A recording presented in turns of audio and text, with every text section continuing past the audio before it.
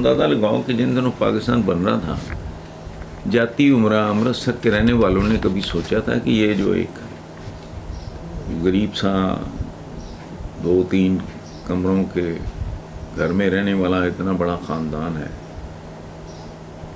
جو ملک پاکستان بنے گا یا بننے جا رہا ہے، یہ نسل در نسل اس پہ حکمرانی کریں گے؟ ماننے والی بات ہے۔ نرجس لغاری ہیں ایبٹ آباد سے، وہ کہتی ہیں کہ کل نیوزی لینڈ کی پرائم منسٹر جسنڈرا آرڈن نے پاکستان کی سابق وزیر اعظم بے نظیر بھٹو کو زبردست خراج تحسین پیش کرتے ہوئے انہیں اپنا رول ماڈل قرار دیا۔ تو ہمارا ماضی آج کی نسبت کتنا بہتر تھا؟ میرا آپ سے سوال ہے کہ کیا پیپلز پارٹی دوبارہ کو رول ماڈل پیدا کر پائے گی؟ نیز وہ پارٹی جس کے بڑے رول ماڈل قرار پائے وہ کیوں ختم ہو کے رہ گئی؟ دیکھیں بہن، ایک آپ نے کہا ہمارا ماضی آج کی نسبت کتنا بہتر تھا۔ ماضی نارملی ویسے بہتر ہی لگتا ہے، لیکن مجھے نہیں پتا آپ کا تعلق کس ایج گروپ سے ہے۔ اس وقت بھی روٹی کپڑا مکان بھوک ننگ برا ہی حال تھا، لیکن وقت کے ساتھ ساتھ یہ بات آپ کی درست ہے کہ بد سے بدتر ہوا ہے اور ستیہ ناس سے سوا ستیہ ناس ہوا ہے۔ صورتحال اس وقت بھی کوئی بہت آئیڈیل نہیں تھی، لیکن when it comes to the ability اور یہ اور وہ، تو ظاہر ہے کہاں بے نظیر بھٹو، کہاں یہ مطلب للو پنجو، یہ تو اس کا نہیں، اس طرح ذوالفقار علی بھٹو کہاں، مطلب یہ جو لوگ اس وقت پھر رہے ہیں ان کا تو کوئی آپس میں کمپیریزن ہے نہیں۔ اچھا، یہ جو سوال کیا آپ نے بات کی کہ کیا پھر کوئی رول ماڈل، تو ایک قانون ہے قدرت کا، ہر کمال راہ زوال، ورنہ آج بھی مسلمان سپر پاور ہوتے ہیں، آٹومن سپر پاور ہوتے ہیں، لیکن نہیں، ایسا نہیں ہے۔ رشیا ونس سوویت یونین کی میں بات کر رہا ہوں، تو یہ چلتا رہتا، رومن سے کبھی فلاں تھا، اور اللہ پاک کا یہ فرمان بھی ہے کہ وہ انسانوں میں دنوں کو پھیرتا رہتا ہے۔ اگر ایسا نہ ہوتا تو دنیا پر آج بھی فرعونوں، قارونوں اور حامانوں کی حکومت ہوتی۔ یہ سب لوگ موجود ہیں آج بھی، لیکن آج کا فرعون کوئی اور ہے، وہ مصر کا نہیں ہے۔ آج کے جو قارون ہیں وہ کوئی اور ہیں، یہاں کے نہیں، جہاں کے قارون مشہور ہیں، اور حامان بھی مسلسل بدلتے رہتے ہیں۔ آج کے حامان آپ اٹھا کے دیکھیں، ویسٹ میں تو خیر ایک کمال یہ ہوا کہ انہوں نے حامانوں کی گردنیں توڑ کے رکھ دی ہیں، تو یہ پیشوائیت کا سمبل ہے۔ قارون فرعون ہے سیاسی اقتدار اور یہ اور وہ، اس کا سمبل ہے۔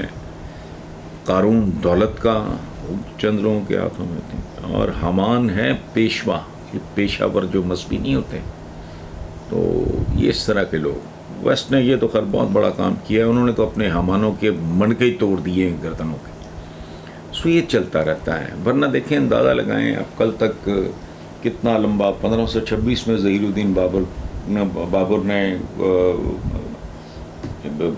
برصغیر پہ حملہ، ابراہیم لودھی، اس کے بعد رانا سانگا،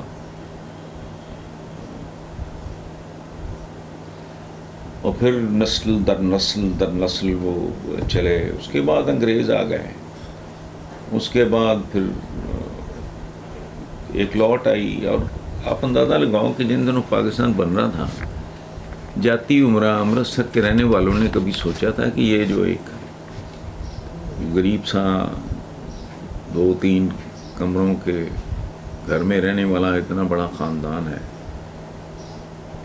جو ملک پاکستان بنے گا یا بننے جا رہا ہے، یہ نسل در نسل اس پہ حکمرانی کریں گے؟ ماننے والی بات ہے، کبھی سوچا ہوگا کسی نے؟ اور اگر کوئی کبھی کہتا ہے کہ میں نے یہ خواب دیکھا ہے، لوگ اس کو چکر مارتے ہیں کہ تو پاگل ہو گیا، لیکن اب دیکھ لیں۔ تو یہ بس قدرت کے کھیل ہیں، جن میں سے کچھ ہم سمجھ جاتے ہیں، کچھ قدرت کی پہیلیاں ہیں جو ہم نہیں بھول سکتے۔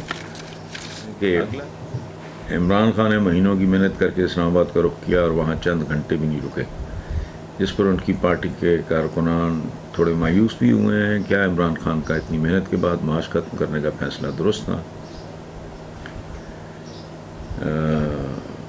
اور دوبارہ اسلام آباد آنے کے کتنے چانسز ہیں؟ شعیب خان صاحب، میرا خیال ہے درست فیصلہ تھا، چونکہ کسی بھی پولیٹیکل لیڈر کی جو اگر وہ واقعی جینون ہے، اس کا آخری جو ہدف ہوتا ہے فیصلہ کن فیکٹر فیصلے کے بعد وہ یہ کہ عوام محفوظ رہیں۔ خون خرابہ ہو سکتا تھا، قتل و غارت ہو سکتی تھی۔ اچھا، جہاں تک اسلام آباد آنے کا تعلق ہے تو کیا عمران کو اس کے لیے کوئی وجہ درکار ہوگا؟ Who can stop him? Nobody can.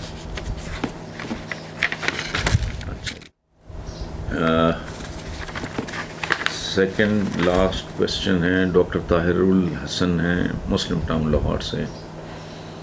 وہ کہتے ہیں میرا سوال یہ ہے کہ کیا سیاست اور اداکاری میں بے شرمی ضروری ہے؟ یہ سوال ذہن میں ابھرا تو قائد اعظم محمد علی جناح یاد آئے، جو پہاڑ کی طرح اٹل مگر چاندنی کی طرح پاکیزہ تھے۔ کیا سیاست گندی چیز ہے یا پھر انسان؟ نہیں، چیز کوئی بھی گندی نہیں ہوتی، حتیٰ کہ گند بھی گندا نہیں ہوتا۔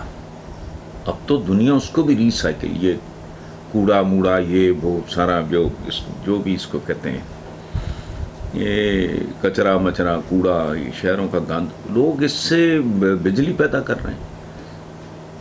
کیا خوبصورت بات ہے۔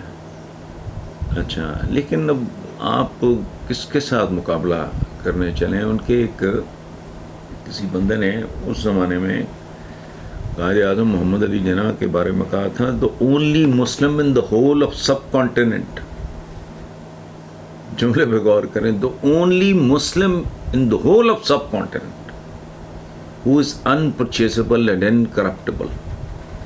پورے بر صغیر میں ایک مسلمان ہے جسے نہ خریدا جا سکتا ہے نہ کرپٹ کیا جا سکتا ہے۔ تو وہ ان للوؤں پنجوؤں کے ساتھ آپ ان کا مقابلہ کرو گے، باقی یہ جو ہے نا اپنے اداکاری کو سیاست کے ساتھ نہیں۔